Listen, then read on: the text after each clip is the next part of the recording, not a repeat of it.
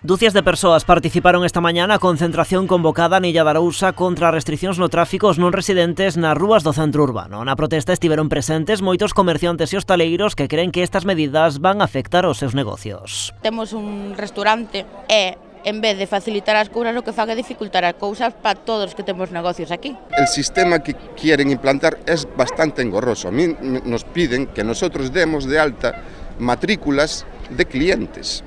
Temos unha incertidumbre, clientes xa nos chamaron por teléfono dicindo que non iban a vir máis á illa, porque, claro, ti ves orilla mar, ves ben, pero en calquer momento equivócaste, errás 200 euros. Hoxe é que chega a carta ao meu establecimiento para decirme que vai haber unhas medidas, primeiro foi a prensa, e nós somos os últimos. Na protesta tamén moitos veciños que viven nesa área afectada. A eles as medidas non lles van a afectar porque o sistema vai nos dar de alta de oficio, pero din que lles causa outras molestias, como por exemplo a hora de recibir unha visita dun non residente na súa casa. Eu tiño unha filla fora, cando ven a ver como vai facer. A los vecinos, a los comercios, a los que tenemos las familias aquí, a los que vienen los familiares de fuera, que no saben las leyes que te pone este señor alcalde. Si queren que non vayan cos coches hasta as playas, pois que fajan así, que hasta ali poidan ir, deixen o coche aquí e que vayan a andar, vale?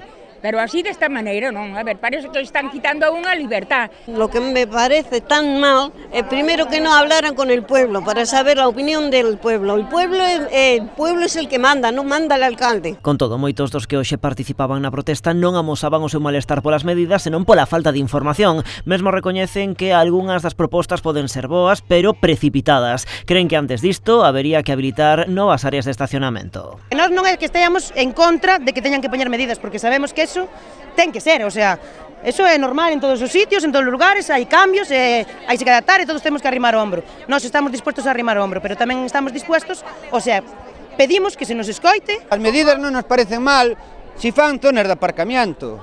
Se o turista ten onde vir e ten unha comodidade e vai a pagar por estacionar e vai a andar tranquilo polo pueblo. No creemos que sea necesariamente una mala idea, simplemente que los pasos previos no se dieron. Primeiro teremos que facer solucións e despois medidas.